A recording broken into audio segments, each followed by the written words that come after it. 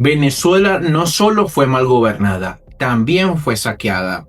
Durante el auge petrolero chavista y luego en la etapa de Nicolás Maduro, miles de millones de dólares salieron del control público, se perdieron en fondos paralelos, en empresas fantasmas, en obras inconclusas, en negocios con alimentos, petróleo, oro y criptomonedas. Esta es la historia de cómo el Estado fue vaciado, destruida la infraestructura, deformada la democracia, de por qué millones de venezolanos quedaron atrapados en la ruina. No existe una cifra única, auditada y cerrada del desfalco, pero sí una dimensión escalofriante. Exministros como Jorge Giordani y Héctor Navarro hablaron de unos 300.000 millones de dólares desviados, y la Comisión de Contraloría de la Asamblea Nacional electa en 2015 elevó el desfalco visible a entre 350 y 400.000 millones de dólares en expedientes como PDVSA, Odebrecht, el Sistema Eléctrico y el Comité Local de Abastecimiento y Producción, CLAP. Hay que investigar la corrupción. Yo no soy juez para dictaminar. ¿Sí? Yo no soy juez. Ahí están los archivos. Que averigüen si es responsable, que asuman su responsabilidad. Yo no soy juez para juzgar, yo no te puedo dar nombre. Lo que decimos aquí es que la revolución no se va a sostener sobre la base de la corrupción. No es posible hacer compatible el socialismo del cual hablaba incluso el Che Guevara, no es posible compatibilizarlo con la corrupción. El chavismo administró la mayor bonanza petrolera de la historia venezolana. Distintos recuentos ubican el ciclo 1999-2014 en torno a 960.589 millones de dólares. Pero, en vez de eso traducirse en desarrollo sostenido para la nación, buena parte de esa renta fue desviada a estructuras opacas fuera del escrutinio ordinario. Creo que desde el principio de la idea de la concepción del chavismo como Estado y como nuevo proyecto político, la corrupción venía de la mano, porque la corrupción es una herramienta eficiente del totalitarismo para el sometimiento de la población. Compra fidelidades absolutas, a que permitir la corrupción hace que se creen cadenas de fidelidad en todas las estructuras del Estado que dependan que respondan al poder central. Entonces tenemos un Estado corrupto, funcionarios corruptos que, sabiendo y entendiendo su propia realidad, están dispuestos a, por ejemplo, un juez condenar a un muchacho de 15 años por terrorismo, están dispuestos en un fiscal a ignorar un caso de violación de derechos humanos, está dispuesta una defensora del pueblo a ignorar la realidad que están viviendo los ciudadanos por esos mismos hilos y estructuras de corrupción. Uno de los grandes símbolos de ese modelo fue el Fondo de Desarrollo Nacional, Fonden. Una investigación de la agencia Reuters expuso que ya para 2012 había recibido unos 100.000 millones de dólares. La organización Transparencia Venezuela sostiene que entre 2005 y mediados de 2015 comprometió 174.900 millones de dólares y pagó 153.100 millones. Era, en la práctica, un presupuesto paralelo. En dólares, ahí tenemos 6.400 millones. Esto es para el desarrollo del país, Fondo de Desarrollo Nacional, que ya la burguesía dice que lo van a eliminar. Bueno, ahora por supuesto, esto tiene tanta fuerza económica y financiera, el Fonden, que ahora por ley tiene capacidad para emitir garantías. Y a eso se sumó Cadivi, un sistema que supuestamente protegía las divisas del país y terminó convertido en una maquinaria de arbitraje político y corrupción. Solo en 2012, de los 59.000 millones de dólares entregados a tasa preferencial, entre 15 y 20.000 millones fueron a empresas de maletín, según reconoció luego el entonces presidente del Banco Central de Venezuela, Jorge Giordani. El desfalco fue tal que el mismo Nicolás Maduro, ya estando en Miraflores, tuvo que admitir que Cadivi no funcionó. Obviamente, ello demuestra que la actuación de Cadivi deja mucho que desear. Es por eso que a Cadivi hay que aplicarle las 3 R con la prontitud y la profundidad de vida. Viene, para mí, en mi opinión, intrínseco desde el mismo momento en que el chavismo nace. Porque hemos visto las redes de corrupción tienen raíces muy profundas desde el propio inicio de este sistema. Cuando, por ejemplo, a través de una ley agrícola se permitió el inicio de lo que fueron las expropiaciones al principio de los años 2000, que de forma primero soft y después hard, cuando Hugo Chávez determinaba a través de televisión, expropiese, y cómo se asignaban, a quiénes se les asignaban esos lugares y esos territorios que tomaba el Estado. Y bueno, se asignaban a personas cercanas al poder. Y ahí empezaban ya desde el campo en Venezuela, desde muy principio de los años 2000, estas estructuras que a la larga se han convertido en lo que vemos hoy como el Cartel de los Soles y estos grandes grupos como el Tren de Aragua, grandes grupos delictivos que que son cosecha precisamente de esas raíces que sembraron. El sistema eléctrico resume como pocos casos el saqueo convertido en ruina visible. Entre 1999 y 2014 se destinaron 37.691 millones de dólares a 40 proyectos, con 23.033 millones de sobreprecios detectados. La emergencia eléctrica de 2010 abrió todavía más la puerta a compras sin licitación. Estamos ahorita en una fase de recuperación de todo el sistema de inventario para poder darle mejores tiempos de respuesta a los venezolanos. ¿Tenemos problemas dentro de la empresa? Sí tenemos. La fusión de 14 empresas es un problema para cualquier empresa. Si vas a construir un edificio, no puedes construirlo sobre la base de uno que ya exista. Tienes que tumbar todo y empezar desde vuelta. Entonces, en ese sentido, nosotros lo que vemos es que el chavismo, en esta idea de conseguir un nuevo hombre, en esta idea de conseguir una nueva sociedad venezolana, pues quiso acabar con los cimientos del capitalismo, con los cimientos de la libertad económica, del libre mercado, y dio rienda suelta a la corrupción en todos los estratos, al punto que se convirtió prácticamente en política de Estado, igual que la delincuencia. Tocoma es la postal del desastre. La represa arrancó con un costo de 3.061 millones de dólares, pasó a casi 6.000 millones en 2011 y para 2014 superaba los 10.371 millones. En la actualidad, solo uno de los 10 de sus generadores ha sido instalado. No se menciona más durante el régimen de Nicolás Maduro y tampoco se hace durante los meses recientes con Delcy Rodríguez sentada en la silla de Miraflores.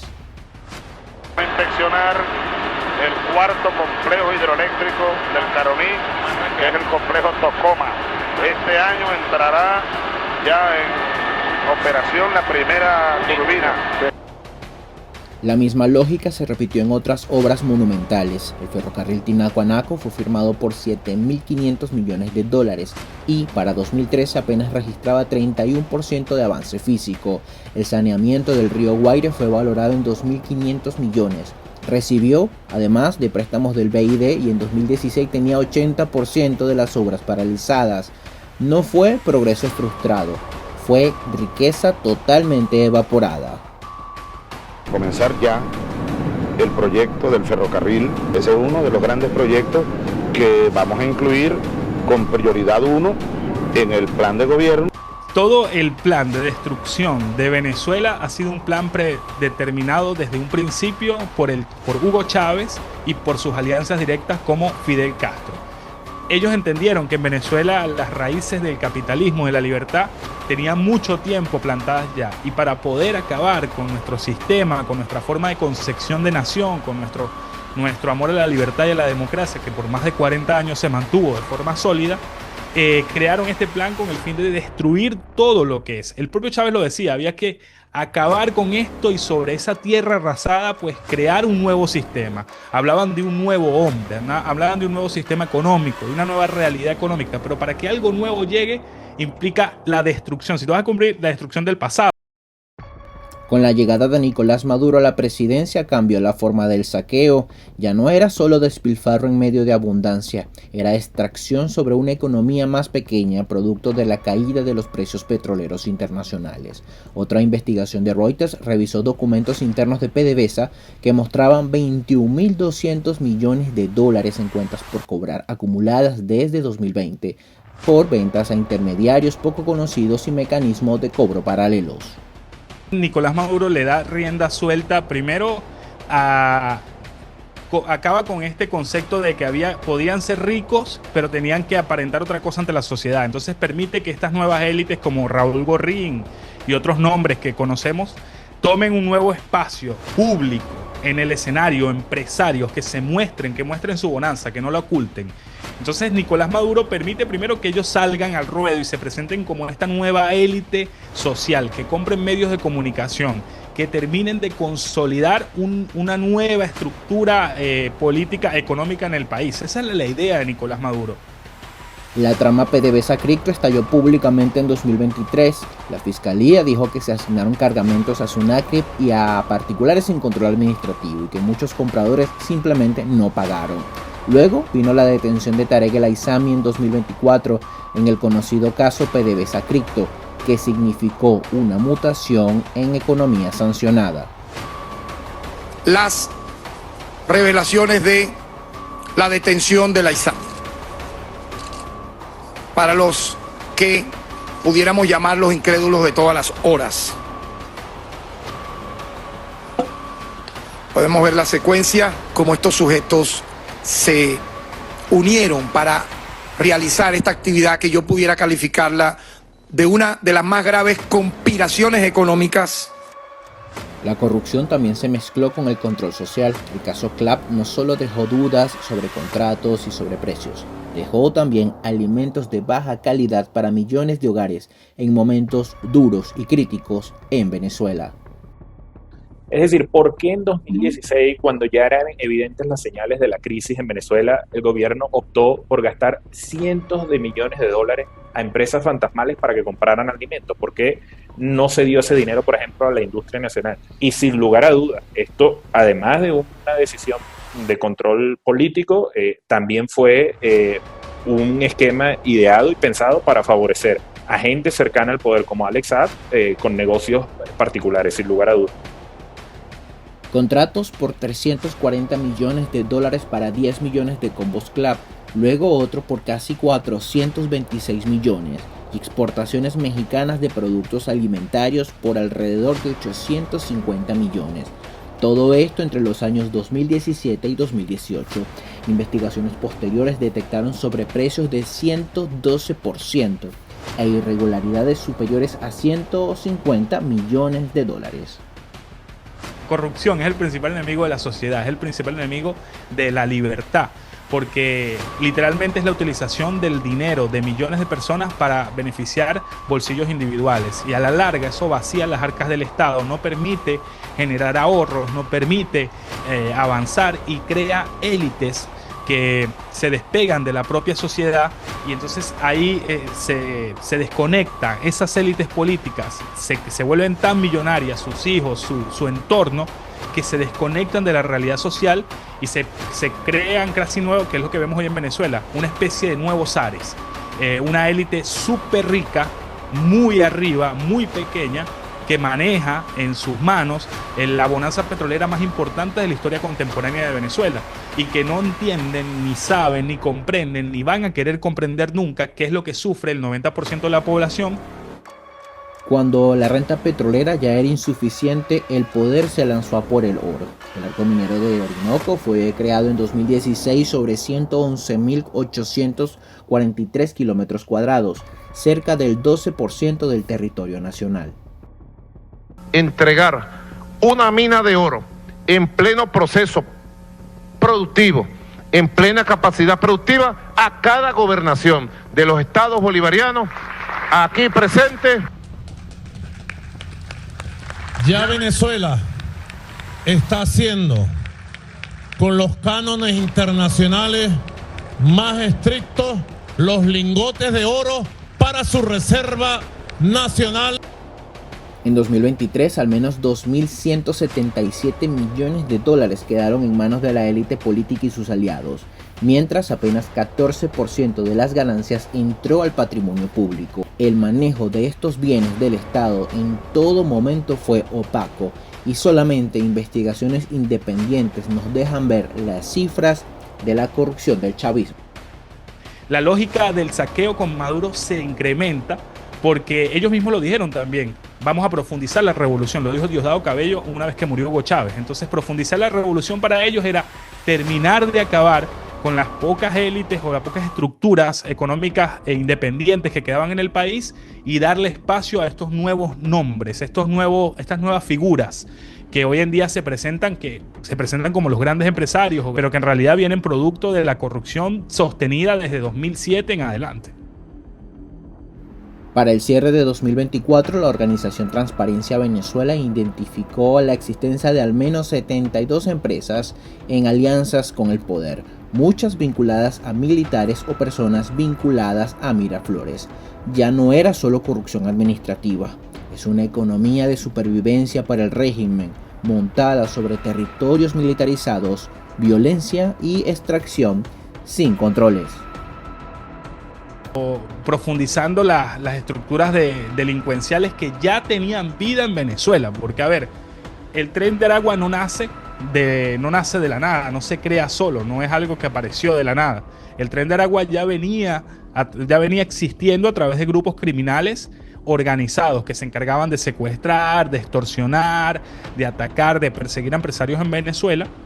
Y que después tomaron otra forma y después utilizados como herramienta o como arma directa del madurismo para poder socavar la democracia en los Estados Unidos. Durante la etapa política de Hugo Chávez predominó la corrupción durante una fase de abundancia, Fonden, Cadivi, obras públicas y sobrefacturación. Con Maduro dominó la corrupción de extracción, crudo opaco, criptoactivos, CLAP, oro y confidencialidad blindada. Con Chávez se desordenó y destruyó el fondo de riqueza. Con Maduro se perfeccionó la extracción de lo que en ese momento ya eran cenizas. El peor enemigo de la democracia y de la estabilidad es la corrupción, porque es el despilfarro y el uso de los recursos de los millones de ciudadanos para cuestiones, o sea, para ir a bolsillos particulares. Entonces, parte del gran declive democrático que estamos teniendo los venezolanos viene producto de la corrupción, que también si vemos en todo el contexto histórico, más allá echando un poquito más atrás del chavismo, podemos encontrar que ya las raíces de la corrupción estaban metidas en Venezuela y estaban socavando los pilares de nuestra democracia. En la Venezuela de 2026, esa maquinaria de saqueo tiene dos destinos: continuidad o un fin definitivo. Delcy Rodríguez, como encargada de la presidencia tras la detención de Nicolás Maduro, aparece como figura de cambio y redefinición del chavismo, pero se necesitan más acciones que den certezas de un giro y una eliminación definitiva del sistema de corrupción y desfalco. En su rol, administra las últimas cajas fuertes del poder: petróleo, minería, fondos opacos y férreo control institucional. Ella es parte esencial de la estructura de corrupción y también de la estructura que ha logrado en el mundo sostener al chavismo. Delcy Rodríguez, dentro de Venezuela, es la arquitecta de la represión. Es la responsable directa de la creación del helicoide y de otros centros de tortura, del concepto de centro de tortura, lugares donde se meten a personas, se separan de sus familias, no pueden conectarse durante meses con su familia. Ella es la creadora de eso, la arquitecta de todos estos enlaces de corrupción.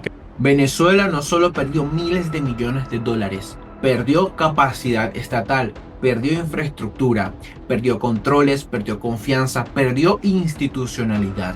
Detrás de cada cifra hay una carretera que no se hizo, una represa que no funciona, una red eléctrica colapsada y una nación entera empujada a la precariedad y la migración masiva. Hablar del saqueo no es mirar al pasado ni tampoco caer en pesimismo, es entender por qué Venezuela llegó a esta ruina y por qué reconstruirla será mucho más difícil que simplemente cambiar de gobierno. Reportó para ustedes Quique Frías, Impacto Venezuela.